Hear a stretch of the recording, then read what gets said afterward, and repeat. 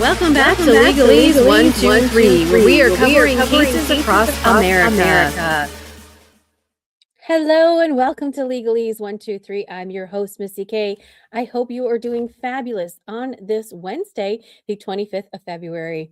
Well, yes, it is the 25th of February, and I am live at the moment. Yay! Hello. So I don't want to give up February. As you can see, it's still Valentine's Day, right? Every day should be Valentine's Day. Still have my thing. I have my shirt on. Justice is detained. That's right. Justice is detained. I got my Valentine's Day sweater on. I can still hold on to it, right? I can still hold on to Valentine's Day before February is gone. We just have what 3 more days and February's poof, gone. So, as you know, I have been covering the Kouri Richins case. I have one witness I didn't cover yesterday, so I thought I would just pop on here live before day 3 starts, and we'll see how that goes. So I hope everybody is doing well. Just want to talk a little bit about, I misspoke a little bit about some of the medications that Eric Richins has been prescribed, and the medical examiner went over those medications that he had, and those medications help with Lyme disease. They're also prescribed for people who are having problems with alcohol and opioids. So they could be disguised as that, but they actually help with Lyme disease. So I will make a TikTok about that, just sort of covering up myself. But, when you're going through these trials and you're trying to figure out what's what, maybe you should wait until evidence comes in before you make a judgment. So I apologize for that, but it's okay because I apologized and I'm not a juror. So anyways, so who do we have coming up? We have Allison Christensen, who was from the Office of the Medical Examiner. So we're going to bring her up and quickly go through her, and then we're going to get ready for the day 3. So this took place yesterday. So let's begin. Can you please state your full name and then spell both your first and last name? Allison Christensen. So by the way, she is witness number 11 for the prosecution. So let's see what she has to say. LLYSONCHRISTENSEN. Now, I know that you brought into the courtroom your own bottle of water and some cough drops. Yeah, I'm just getting over a cold and have lost my voice over the weekend, so I'm just hoping my voice will hang with us today. Okay, excellent. I'm rooting for you. Okay, so are you employed, Ms. Christensen? I am. How are you employed? I work for the Statewide Information and Analysis Center, housed under the Department of Public Safety. Did you work for them in 2022? No, in 2022, I was working for the Office of the Medical Examiner. Okay. What were your duties and responsibilities at the? Let me rephrase that. What capacity did you serve OME? I was an autopsy assistant and an autopsy technician supervisor. I see. And so, what are the duties and responsibilities, very briefly, of that position? The autopsy assistant is there to assist the doctor in a variety of ways with removing organs during autopsy, taking notes, photographs, or handling toxicology. Okay. And on March 5th of 2022, were you serving in that capacity and on duty that day? I believe so, yes. Okay. Do you know what role you were? My understanding is that's a rotating role. Yes. Do you know what you were doing on that particular day? That day I was assigned to handle the toxicology samples. So what does that mean? You were handling the toxicology? So all of the samples are collected during the autopsy, and then my role would be to get them ready and prepared to be sent to their various labs for testing. Okay. So in this particular case on March 5th, did you receive some samples from Dr. O? So we heard from the medical examiner yesterday, and she testified just before this witness did. And the medical examiner said, I didn't handle these things. I had other people to assist me. She said, first of all, she's retiring, right? So she's trying to, I don't want to say she's quickly going through things, but she's going through things. And she said, they've got so many people, because I think that they do this she said that, I believe that it's not Summit County. I believe she is in Salt Lake City. So she's got everybody.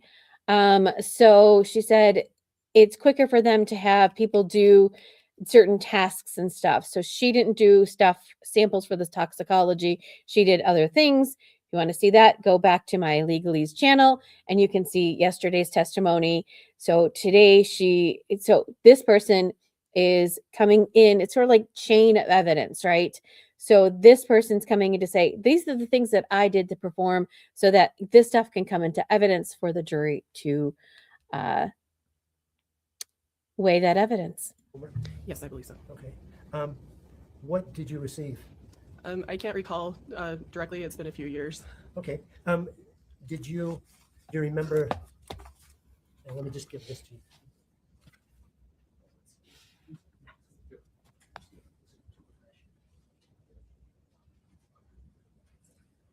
No.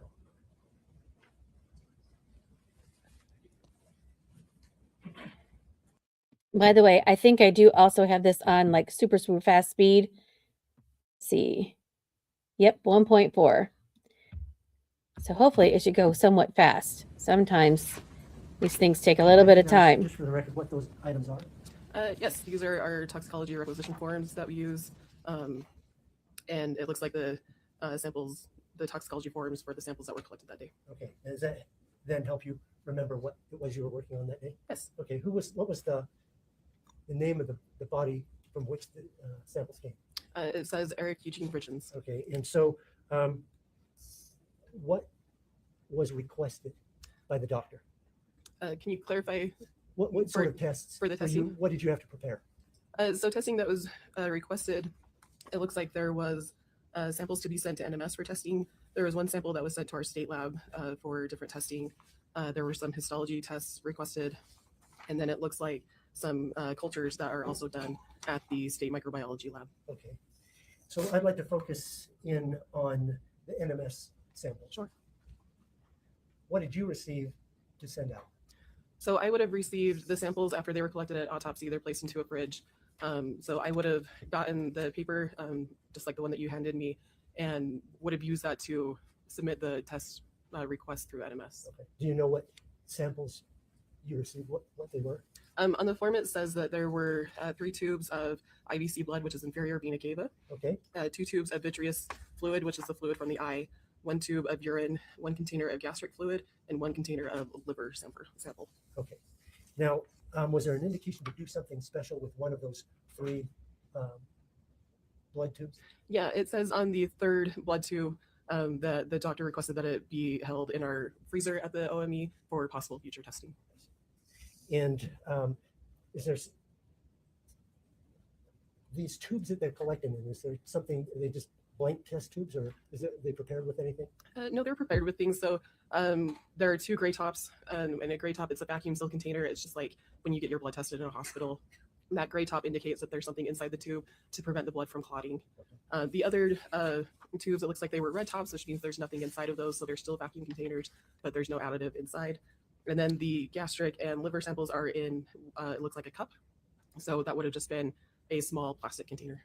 With no preservatives? With no preservatives, correct. So you have those 6 samples that you're going to send out, 1 you're preserving. Sorry, correction, 7. Yeah, 6 that you're going to send out, 1 in addition that's going to go Yes, away, sorry. or stay rather, Yes. right? Okay. So how do you package those up, and what's the process? For NMS in particular, the process would be I would take the requisition form and I would use the online portal that NMS has. We enter all the information that includes the case number, the patient name, date of birth, date of death, date of collection, the person who collected it, what was collected, and then the tests that are requested. Once all that information is put into the system, a form is printed out and it has all of that information on it. I'll use that form to double check against the samples to make sure that everything matches, so that everything as far as the case number, the name, what the samples are, everything matches on the samples versus the paperwork. Once that's done, the tubes are placed into a plastic vial sleeve, which is just a plastic envelope that has slots in it for these vacuum container tubes. I place the tubes in that's sealed shut. And then the other specimens that don't fit in that, so the cups and that sealed envelope, would be placed into a biohazard bag. I would sign and date the paperwork to say that I was releasing those samples to NMS through FedEx to be tested. I'd place that form inside of the biohazard bag. seal that shut. All of that is placed into a cardboard box that is provided by NMS, and it's one case per box. And then that box is, again, sealed shut with a evidence label that I would sign and date. Okay, so it's sealed from contamination from each other and from other sources, exterior sources. Yes. Do you notify anyone that you're doing this? I mean, FedEx? We would know, NMS? yeah. So NMS would be notified when just by using their online portal, they get that notification. And then once there are enough samples, like at the end of the day, we would notify FedEx to come and pick them up. I believe March 5th was a Saturday. Okay. So these samples would have been held in our toxicology lab until the following Monday and then sent on that Monday. So that would have been 7th? Correct. Okay. And okay.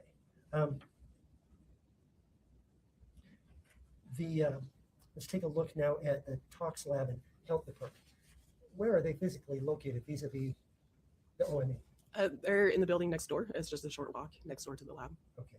And so did you have any samples given to you to send to either of those two? Yeah.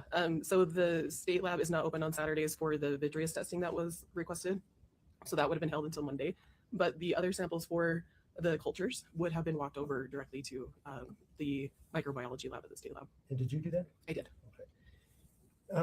Now let's talk about histology. Did you get histology samples? Yes. Okay.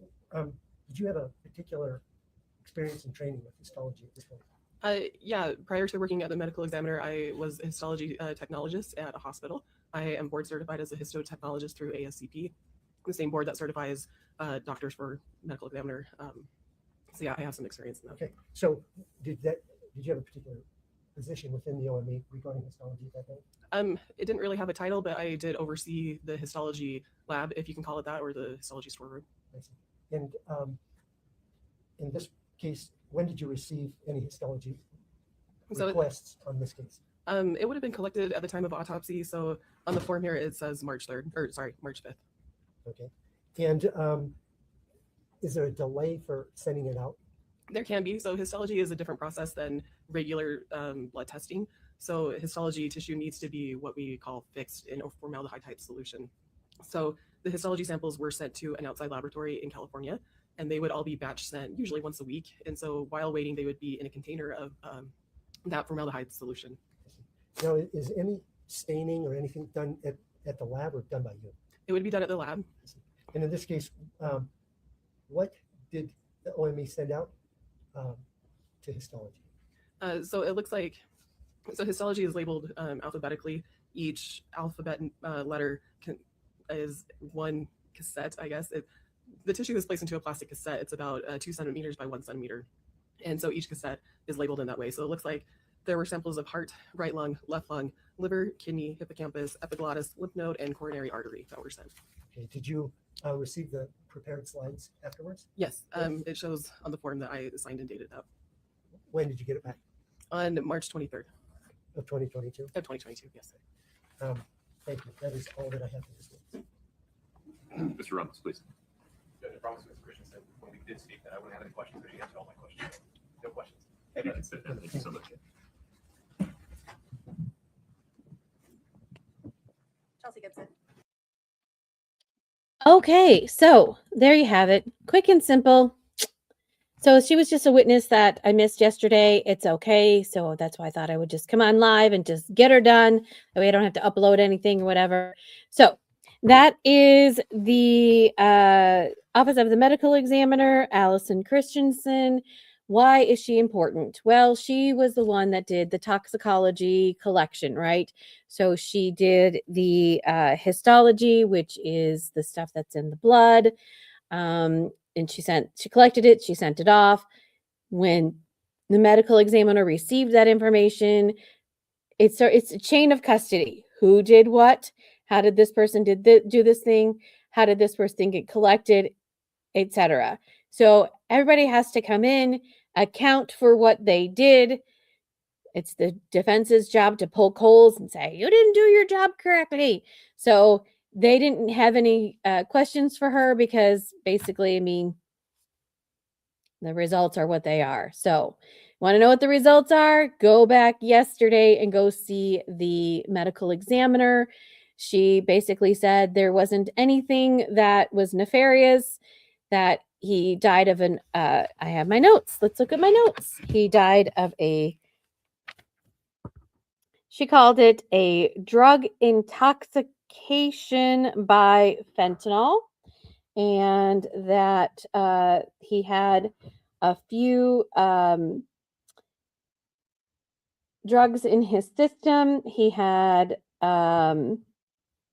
caffeine, he had acetaminophen, he had fentanyl.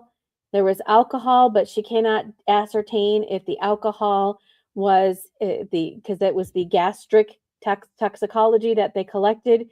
She cannot tell you whether it was alcohol that you drink or if it was because when your body decomposes, the minute that you die, your body starts to decompose. And so he died early morning of the 4th. They're doing the autopsy the next day on the 5th.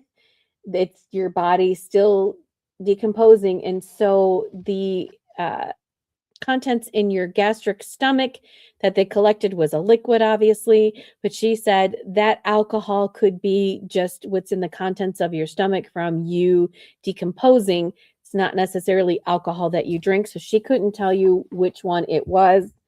And he had the quetiapine in his system, and we found out the quetiapine was a prescription from Kouri Richins, not a prescription that was in the name of Eric Richins. So how did the quetiapine get into his system? And she said that the quetiapine could cause some tiredness. The other thing they could not determine when Eric passed. According to Kouri, they had a celebratory drink. They went to bed 9:30. She woke up in the middle of the night, 3 a.m.-ish, and went to his room and found that he was cold. And that is when she called 911 approximately.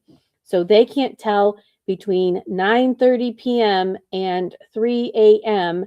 when exactly he passed. But they do know that he had been passed for some time because that's what the EMS and the EMT said. They also talked about, well, I heard somewhere they were talking about like the pooling of blood, but I didn't really quite get that in evidence. I didn't quite hear that. So if you heard that, let me know. So that's pretty much what it all comes down to. Oh, and then in the blood sample, they found the neurolaxon, which was what I said earlier. It's usually a drug that people get to get off alcohol and opiates to help ease that transition, but it's also for Lyme disease. And we know that Eric had Lyme disease because Kouri admitted that to the police and everything that came in. And also she talked to the medical examiner and told him what his medical information was. Plus also she looked at his medical records. So there you have it. A lot to process. So I'm going to go ahead and stop this here, and maybe we can come back live for day 3. So we'll see how my schedule goes. So thanks for watching. Make sure to like and subscribe if you want to hear more. Thanks for watching Legalese 123. If you like what you saw, please like and subscribe for more content.